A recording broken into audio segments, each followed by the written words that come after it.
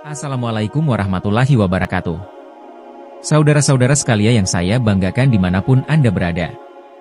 Video ini cukup mengejutkan sekali karena sebentar lagi akan saya tampilkan seputar tanggapan Gus Abbas Buntet Cirebon terkait kabar yang sudah beredar di media sosial, tepatnya di YouTube ini, tentang Kiai Imaduddin Utsman yang katanya dipecat dari PBNU.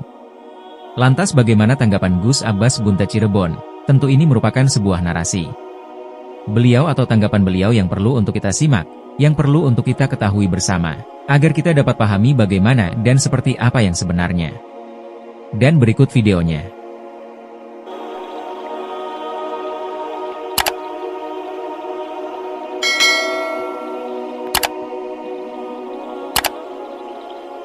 Assalamualaikum warahmatullahi wabarakatuh. Waalaikumsalam warahmatullahi wabarakatuh. Sudah pada malam hari ini bisa dirawuhi beliau Abbas dalam acara Maulid Haul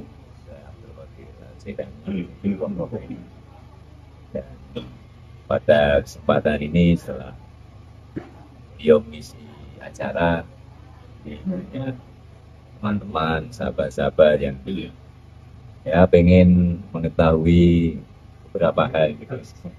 Ya khususnya mengenai tentang pemecatan Kiai Imad itu seperti apa?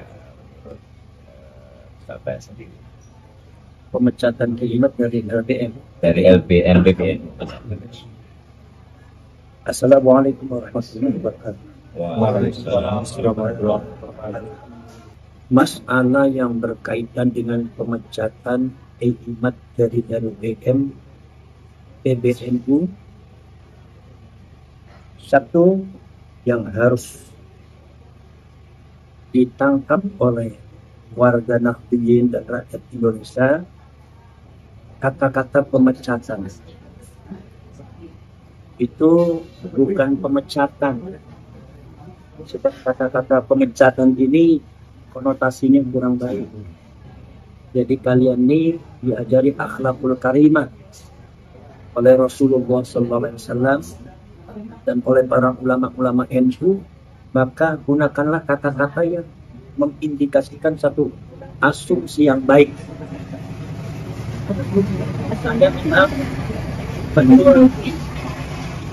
Saya memang belum bisa komunikasi dengan Imat mungkin masih sibuk. Tapi saya sudah mendengarkan dari Kiai Mubarak, itu adalah ketua PBI Askar Satuan Jawa Tengah, dan beliau juga sebagai wakil ketua di pusat. Kemudian saya juga sudah membaca suratnya. Ya, ternyata kalau saya baca suratnya bukan pemecatan, apalagi ada isu pemecatan secara tidak berhormat. Yang saya lihat itu ternyata yang saya baca itu reshuffle. Ini perlu dianalisa kata-katanya dulu, yaitu jangan menggunakan kata-kata pemecatan. Nanti kita sungguh sama PBNU, sungguh sama orang. Nah, ini reshuffle organisasi. Dalam hal ini adalah LBM PBNU. Reshuffle organisasi itu salah satu daripada mekanisme organisasi yang wajar, yang biasa dilakukan ketika organisasi itu memerlukan suatu progresivitas di dalam program-programnya, pencapaian program-program dan target-targetnya itu ada kemandegan, ada keterlambatan, maka di antara beberapa pengurus itu perlu diadakan reshuffle. Seperti halnya juga reshuffle kabinet. Jadi ini bukan pemecatan. Kita baca dulu wacananya, ini reshuffle organisasi. Ini secara objektif dulu. Adapun faktor daripada kenapa kok ada reshuffle, mungkin kaitannya bukan dengan Kiai Imad saja, karena yang di reshuffle bukan Kiai Imad saja, ada juga beberapa yang lainnya diganti gitu kan. Dan itu menurut saya wajar-wajar saja. Kemudian tinggal mungkin faktor ada indikasinya, indikasi subjektif bisa ada, bisa.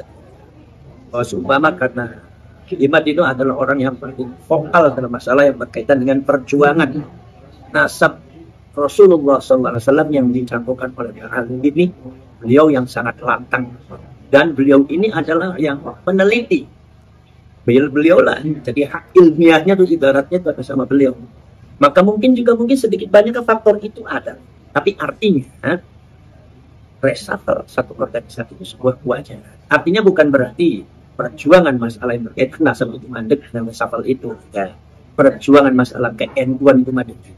Keibat masih tetap Nahdlatul Ulama masih tetap diakui sebagai orang NU, ulama NU yang harus diapresiasi seluruh gagasan-gagasannya, apalagi yang bersifat ilmiah ya, itu harus diapresiasi oleh pengurus NU semuanya. Maka dari itu saya menanggapi itu biasa saja lah. Itu karena reshuffle. Jadi kita tidak usah besar-besar. Adapun faktor-faktor yang subjektif itu kan hanya dilakukan oleh orang. Nanti Allah yang akan membuat. Allah kita innallaha ma'ana. Gusti Allah bersama kita, jadi kita usah terlalu khawatir. Perjuangan tidak ada pengaruhnya dalam masalah perjuangan kita ini, masalah perjuangan kultur Nahdlatul Ulama, perjuangan kerakyatan, kebangsaan dan keagamaan ini, memperjuangkan nasabnya Rasulullah, mensucikan nasabnya Rasulullah dari pencangkokan tidak benar, itu tidak ada pengaruhnya.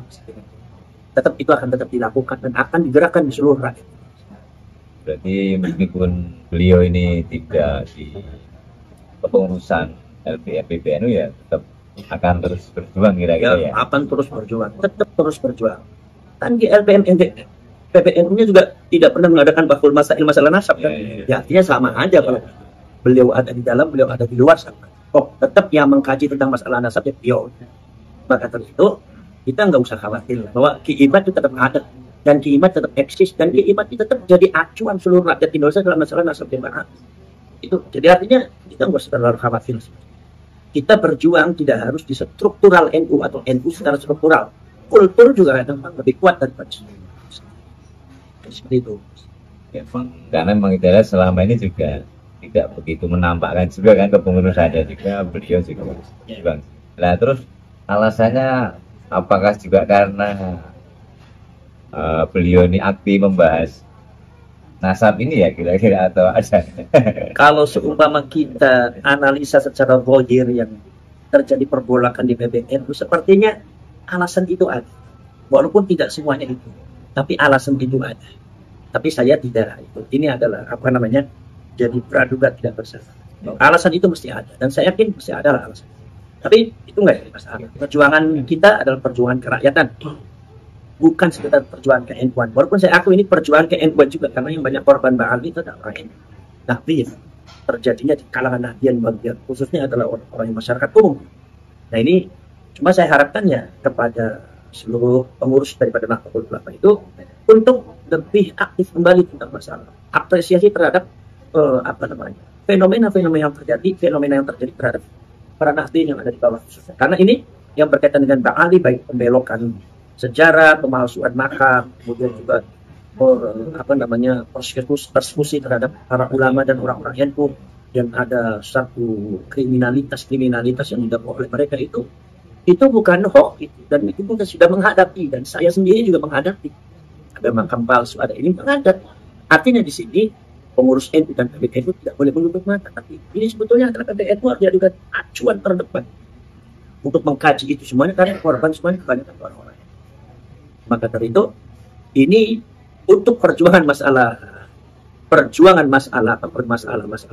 nasab dan masalah Ba'ali, baik yang menyangkut nasabnya atau program untuk dalam rangka merebut Indonesia, mencangkokkan sejarahnya, pembelokan sejarahnya, pemalsuan makamnya, dan seumpama persekusi dan tindakan-tindakan kriminal atau zalim terhadap rakyat Indonesia, ya, atau mentalitasnya yang menekan atau menganggap rendah rakyat Indonesia, ini adalah perjuangan ke rakyat, bukan sekedar perjuangan NU secara kultur. Bukan sekedar NU secara struktur. Artinya struktur NU yang kalau bergerak silakan, itu kan tanggung jawab. Tapi kalau seumpama mereka tidak mau bergerak ya, kita tidak ada masalah. Kita adalah rakyat Indonesia harus bergerak. Nah, Nahdien juga dari bawah harus bergerak tanpa harus mengandalkan NU secara struktural. Kalau kita mengandalkan NU secara struktural ya kita sulit juga karena di NU-nya juga berbeda-beda kan, secara organisasi nggak bisa dikompakkan. Maka dari itu di sini bolehlah disalurkan. Jadi Kiimat kan masih ada wadahnya di antara PBI, Perjuangan Wali Songo Indonesia. Rakyat Indonesia merapat kepada PBI, Nahdien merapat kepada PBI dan Laskar Sabila dalam masalah perjuangan ini. Itu merapat.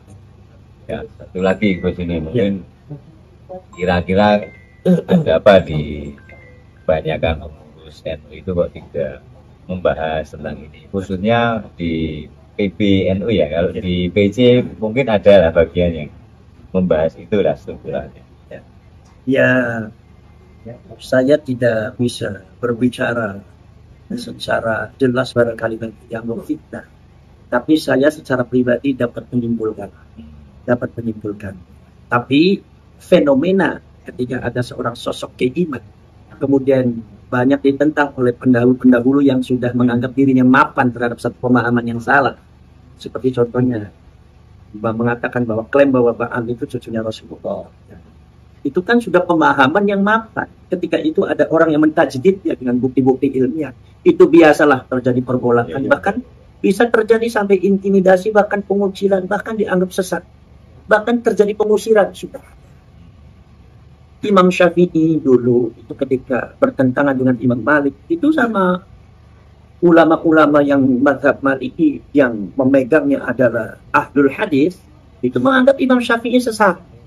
Bahkan saking bencinya sama Imam Syafi'i ada syair yang menyebutkan bahwasanya kalau saya mau membunuh orang, maka yang pertama kali saya bunuh adalah Syafi'i. Karena Syafi'i itu adalah orang paling pantas dibunuh di dunia ini. Itu saking bencinya. Jadi ini ada di masalah. Imam Al-Qushairi itu seorang ulama besar yang punya kitab Risalatul Qushairiyah. Itu masuk apa? Itu diusir dari kampungnya. Karena mereka nggak tahu, diusir. Begitu sudah pindah ke kampungnya, baru itu Allah membesarkan Imam Qushairi. Sehingga kemudian masyarakatnya, begitu jadi ulama besar Imam Qushairi, masyarakat meminta Imam Qushairi kembali pada kampungnya. Imam Qushairi mengatakan, saya tidak akan pindah dari satu desa di mana Allah membesarkan saya. Nah, ini udah biasa begitu. Ada begini, ada begini. Ada orang semacam Imaduddin Al-Baghdadi itu, menurut saya itu fenomena yang biasa di dalam kajian-kajian ilmiah dan tajdid dalam masalah tajdidul ilmi, pembaharuan dalam masalah ilmuwan. Itu pasti akan seperti itu. Kita jangan kaget, Pak. Tapi kita tetap berjuang. Kita tetap berjuang karena ini adalah persoalan keagamaan. Persoalan Rasulullah, pensucian nasab Rasulullah, persoalan pensucian nama baik Rasulullah juga. Kemudian persoalan kebangsaan, persoalan keagamaan, dan termasuk persoalan ke-NU-an.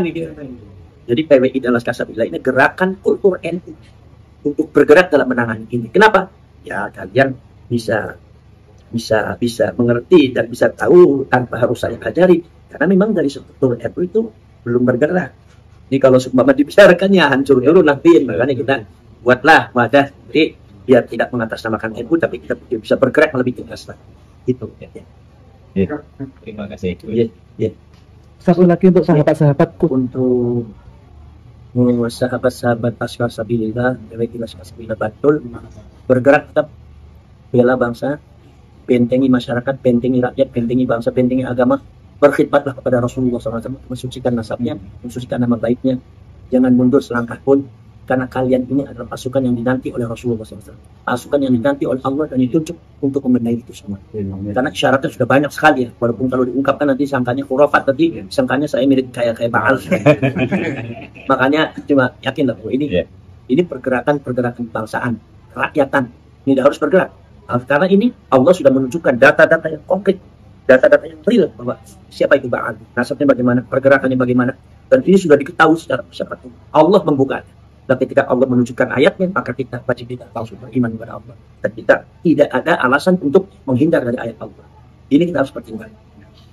Jadi nggak usah berarti kalau sumpah Ki Imaduddin itu nggak di LBM, itu biasa. Wong LBM-nya juga tidak pernah bakul masalah. Buat apa? Buat apa? Ilmunya beliau tetap mengalir dan beliau tetap tinggikan oleh Allah. Karena ini adalah perjuangan ilahiyah. Ini adalah merupakan ilahiyah, di belakang kita adalah ridho Allah. Insya Allah perjuangan kudratullah, insya Allah kita akan mendapatkan kemenangan. Maka perbesar PWI Laskar Sabila merapat semua dan kita besarkan PWI Laskar Sabila, kibarkan Masya Allah, insya Allah Indonesia bakal aman. Assalamualaikum warahmatullahi wabarakatuh.